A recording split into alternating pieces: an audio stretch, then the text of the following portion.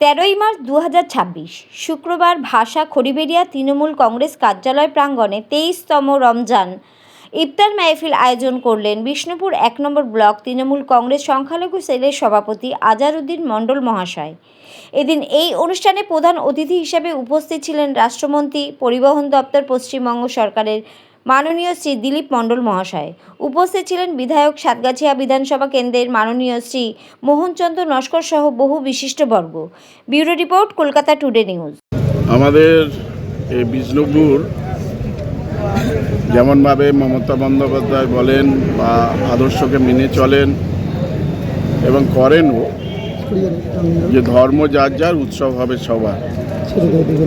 আমরা দুর্গাপুজোর সময় একসাথে সবাই চলি, আবার বড়দিনের সাথে উৎসবে আমরা অংশগ্রহণ করি, ইফতারে অংশগ্রহণ করি, আবার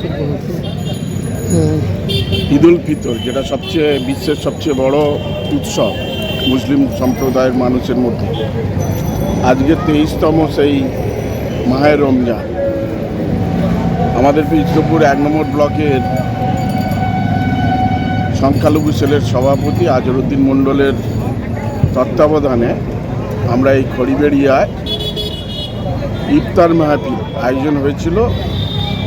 একটা সুন্দর পরিবেশের মধ্যে দিয়ে আমাদের মধ্যে সেই ভ্রাতৃত্ববোধ আছে, আমাদের মধ্যে ঐক্য, একতা, সম্প্রীতি, এটা আমাদের বাংলার মাটিতে আছে। কারণ এই মাটি হচ্ছে শ্রীচৈতন্য মহাপ্রভুর মাটি, এই মাটি হলো রবীন্দ্রনাথ ঠাকুরের মাটি, এ মাটি স্বামী বিবেকানন্দের মাটি, এ মাটি কাজী নজরুলের মাটি। তাই এখানে আমরা সেই সংস্কৃতি পরম্পরায় বহন করে আমরা নিয়ে চলেছি। যিনি শ্রীচৈতন্যদেব, তিনি সবাইকে একটা জায়গায় বসাতে পেরেছিলেন। ধনী, দরিদ্র, দলিত, গরিব মানুষ, খেটে খাওয়া মানুষ, সবাইকে যেমন এক জায়গায় বসিয়ে একটা সমন্বয় তৈরি করে দিয়েছিলেন। স্বামী বিবেকানন্দ ঠিক সেইভাবে সাম্যের কথা বলেছিলেন। বহুমুখে সম্মুখে ছাড়িয়ে কোথা খুঁজিছে ঈশ্বর, হৃদে প্রেম করে যেই জন, সেই জন সেবিছে ঈশ্বর। এবং তিনিই বলেছিলেন, নিজের ধর্মের প্রতি যেমন বিশ্বাস, আস্থা, ভরসা থাকবে, তেমনি অন্য ধর্মের প্রতিও শ্রদ্ধা সম্মানের মধ্য দিয়ে শান্তির সহাবস্থান আসতে পারে। আমাদের রামকৃষ্ণ পরমহংসদেব যে কথা বলেছিলেন যে নানা মণির নানা মত, যত মত তত পথ। তিনি মসজিদে নামাজ পড়েছেন, মন্দিরে পুজো করেছেন, আবার গির্জায় গিয়ে সেখানেও প্রার্থনা করেছেন।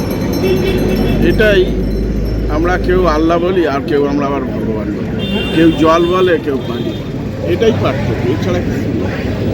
সেই জায়গাটাই আমরা আমাদের মধ্যে সেই সমন্বয়, সংঘবদ্ধতা, ঐক্য, একতা, সম্প্রীতি এই বাংলার মাটিতে ছিল, আছে এবং থাকবে। এটা যতই ভেদাভেদ তৈরি করার চেষ্টা করুক না একদল, যারা আহম্মক, যারা আনপড় গাওয়া, তারাই আমাদের দেশকে তারাই শোষণ করেছেন। ইংরেজদের যেমনভাবে আমাদের শোষণ করেছে, ঠিক এরাও একটা কারোর ছায়ার মধ্যে ধর্মের নামে ধর্মের ভেদাভেদ তৈরি করে আমাদের মধ্যে হিন্দু মুসলমান করে তারা ফায়দা নিতে চায়। কিন্তু আমাদের যে ঐক্য, একতা, সেটা সাধারণ মানুষের মধ্যে যাতে সম্প্রীতি আমরা তৈরি করে রাখতে পারি, এবং এই একতা, ঐক্য এবং সংঘবদ্ধতাই হলো শক্তি।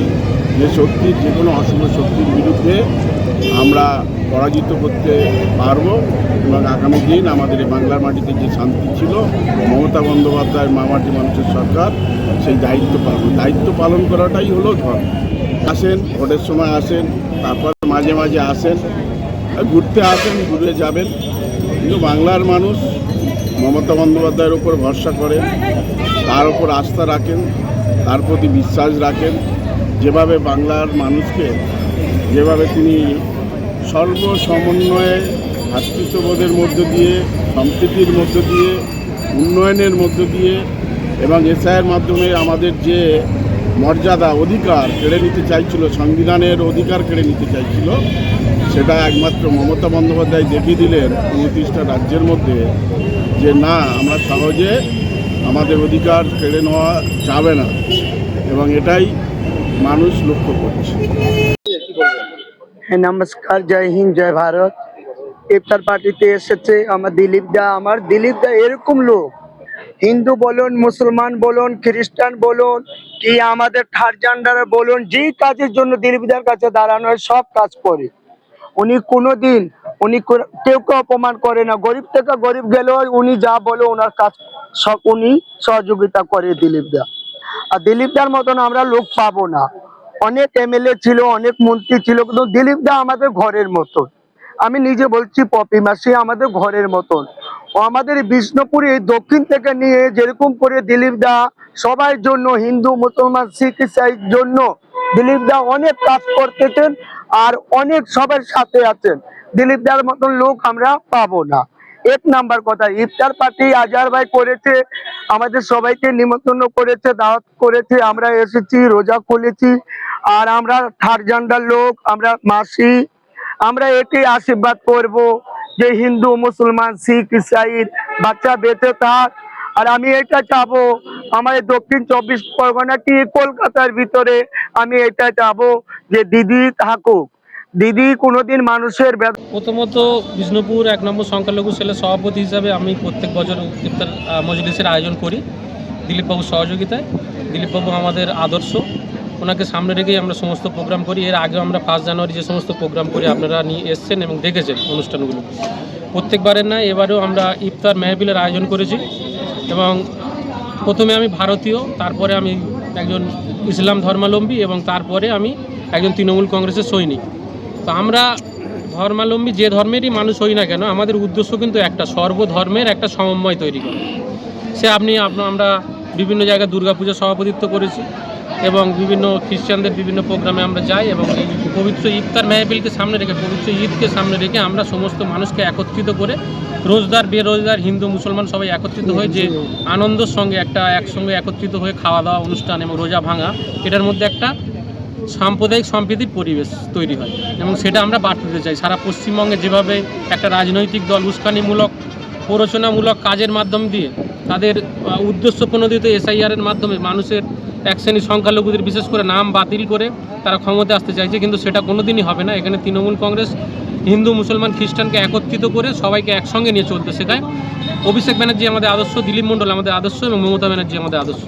তার সঙ্গে এটাও বলবো, আমাদের আরেকটা বিশেষ ব্যাপার হলো, সেটা হলো আমরা খুবই আনন্দিত আমাদের সমস্ত কর্মীরা, পশ্চিম বিষ্ণুপুর অঞ্চল এবং বিষ্ণুপুর 1 নম্বর ব্লকের নেতৃত্ব এবং কর্মীরা, আমাদের এখানে যে নবনির্মিত তৃণমূল কংগ্রেস ভবন, যেটা আমরা প্রায় অর্ধেক নির্মিত করতে পেরেছিলাম এবং অসম্পূর্ণ ছিল, ভগ্নপ্রায় ছিল, সেটা দিলীপবাবুর সহযোগিতায় আমরা সম্পূর্ণ করতে চলেছি। নিশ্চয়ই আশা করি আমাদের প্রিয় সাংসদ অভিষেক বন্দ্যোপাধ্যায় এবং দিলীপ মণ্ডলের হাত ধরে সেটা মানে নির্বাচনের আগে উদ্বোধনের পথে এবং পবিত্র ঈদকে সামনে রেখে আমরা সবাই একত্রিতভাবে এই ইফতারের মাধ্যমে সাম্প্রদায়িক সম্প্রীতির বার্তা। এরপরে বহু অনুষ্ঠান দিলীপবাবু করে। এরপরে আমাদের বিশিষ্ট সমাজসেবী ইসলাম ধর্মাবলম্বী পপি শেখ, উনি বস্ত্র বিতরণ করবে গরিব মানুষদের মধ্যে 87 রমজান, আপনারা পারলে আসবেন, সেখানেও আমরা সবাই উপস্থিত হই। একইভাবে হিন্দু মুসলমান ভেদাভেদ না করে সবার হাতে বস্ত্র তুলে দেবো, ঈদের বস্ত্র।